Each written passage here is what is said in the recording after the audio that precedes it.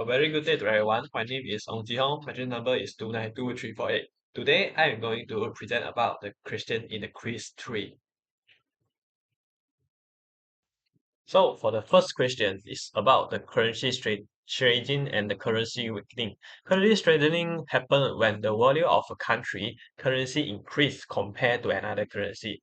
So, for the example scenario, one Australian dollar equal to the 3 ringgit 20 cent and become one extra Australian dollar equal to 3 ringgit. This means the iron is appreciated because you need fewer RM to get 1 Australian dollar. Currency weakening happens when the value of a country currency falls compared to another currency. Example scenario is if the 1 Australian dollar equal to 3 ringgit 20 cent and become 1 Australian dollar equal to 3 ringgit 50 cent. This means the RM has depreciated because you need more RM to get 1 Australian dollar. Okay, and the second question is about the nominal exchange rate and also the real exchange rate. Nominal exchange rate is the rate at which one currency can be exchanged for another. Real exchange rate is the nominal exchange rate adjusted for difference in price level between two countries. So formula for the real exchange rate is the real exchange rate equals to nominal exchange rate times foreign price level and divide by domestic price level. So for examples, nominal exchange rate equals to 1 USD equal 4 ringgit and US inflation is about 5% and Malaysian inflation is about 1%. So calculate with real exchange rate, use the 4 ringgit times 1.05 divided by 1.01 and you will get the answer 4.158. So Malaysian goods are now relatively more cheaper than US goods because the price in Malaysia grows slower. So the third question is about the spot market and also the forward market. Spot market is the market when currency exchange immediately. The forward market is a market where currency are exchanged at a future date at a pre-agreed rate. So for example, a Malaysian manufacturing company plans to import machine from the US. So a payment of US dollar 500,000 is due in 3 months. The current spot rate is 1 US dollar equal to 4 ringgit and 50 cent. So the risk is if RN weaks to 1 US dollar equal to 4 ringgit 70 cent in 3 months, so the company need to pay about 2,035,000 35,000 instead of 2,025,000, lose of 100,000 due to the exchange rate movement.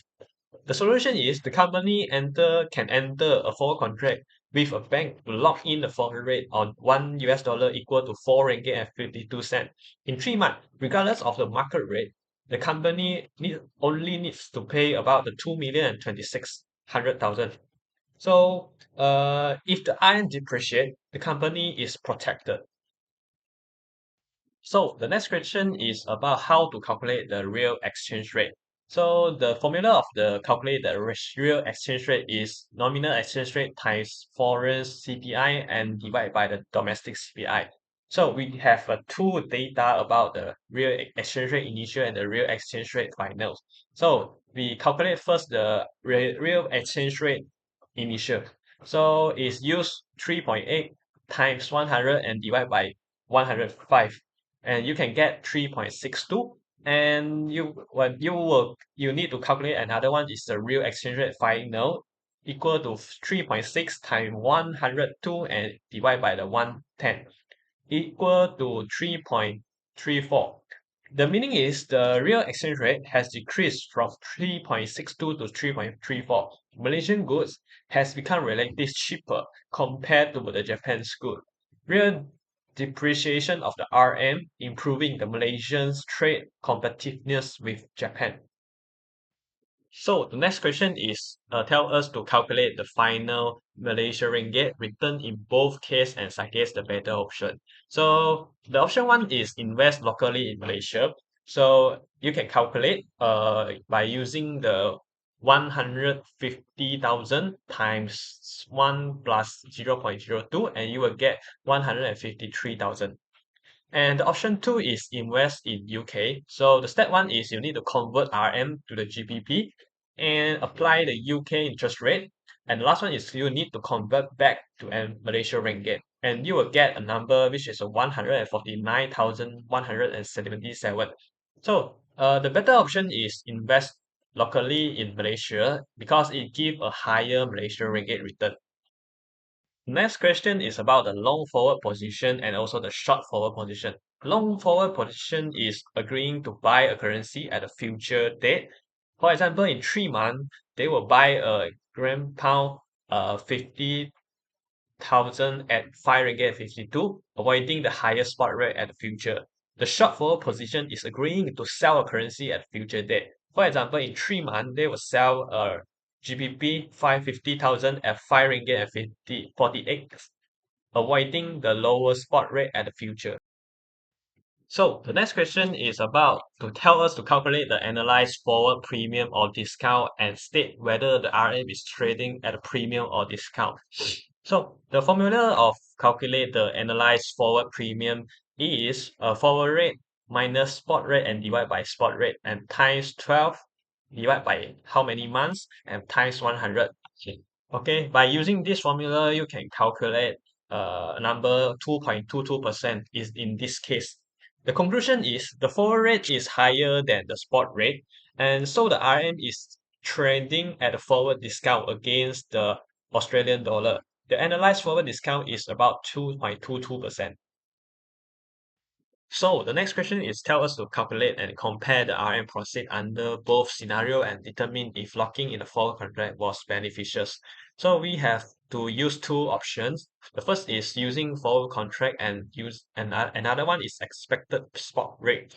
So by using forward contract, you need to use 100,000 times 500 5 ringgit and 8 cent, and you will get a number which is 508,000. And the second one is using the expected spot rate is times 5.2 and you will get 520,000. So conclusion is there was no beneficial in this case, but forward contracts still provide a certainty and eliminate the risks of the euro weakening. So the next question is about the define absolute purchasing power parity and the relative purchasing power parity and highlight the main difference. And absolute purchasing power parity states that the price of the same bucket of goods should be identical in two different countries when expressed in a common currency. The relative purchasing power parity are focused on change in price level over the time. It states that the rate of change in the exchange rate between two currencies should equal the difference in the inflation rate. So the main difference between these two is about focus, which is the absolute purchasing power parity is more the price level at a single point in time. And the relative purchasing power parity will change in price level over the time.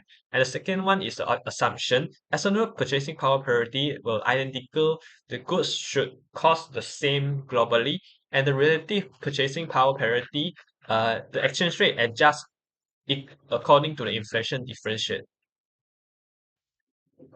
Okay, so the next question is tell us to test if the absolute purchasing power parity is valid based on this data. So we want to calculate the implied exchange rate by using 4,500 ringgit divided by 1,000 US dollar.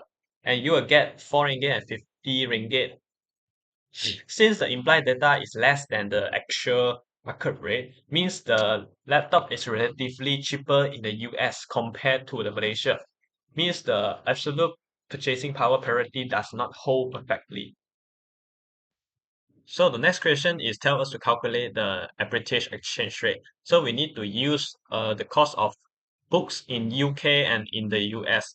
The exchange rate we can calculate by using the price in US divided by the price in UK, which is 60 US dollar divided by 40 pounds. And we can get 1 ringgit and 50 US dollar per pound. So the implied rate is higher than the current rate, means the book is cheaper in US.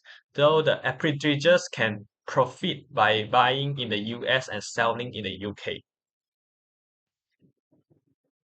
Okay, so for the next question is what should the exchange rate be to eliminate the opportunity? So also the same, we need to find the checked cost in the Switzerland and also in the US, which is the $90 US and also the Swiss francs 100 in Switzerland. So divide using US dollar to divide the Swiss francs 100 and you can get what 0.9 US dollar per Swiss francs. So the conclusion is the implied exchange rate is higher than the actual exchange rate, means the jacket is cheaper in the US. The arbitrage exists because the actual rate is lower than the implied rate. So the next question is tell us to explain how the RM, JPY, Japanese yen exchange rate is determined by using the demand and supply concept in the foreign exchange market. So the exchange rate determined when the demand curve for RM slope downward touch the supply curves for RM slope upward. When the demand for RM increase, the demand curve will shift to the right, which means that RM will appreciate. And when supply of iron is increased, supply curve will shift to the right, the Rn will depreciate. Alright, so the next question is calculate the expected future spot exchange rate after 1 year by using the uncovered interest parity. So the uncovered interest parity formula is using the current spot rate times 1 plus foreign interest rate divided by the 1 plus domestic interest rate. By using this formula and this data given, you can get 5.4034. This means that the RM is expected to depreciate slightly against the pound due to the interest rate differential. Alright. So for the last question, is tell us to explain each step and its economic implication. So the step one is start with the Fisher equation. Apply this for two countries, which is Malaysia and US. Step two is using the relative purchasing power parity. If Malaysian inflation is higher than the US, RM is expected to depreciate. The step three is calculate the uncovered interest parity, which is UIP. If Malaysia interest rate is higher than US, RM is expected to depreciate. Step four is equating the real purchasing power parity and the uncovered interest parity and substitute the Fisher equations. And the last one, and you can get the real interest parity and the real interest rate must be equal across country. So that's all for me. Thank you.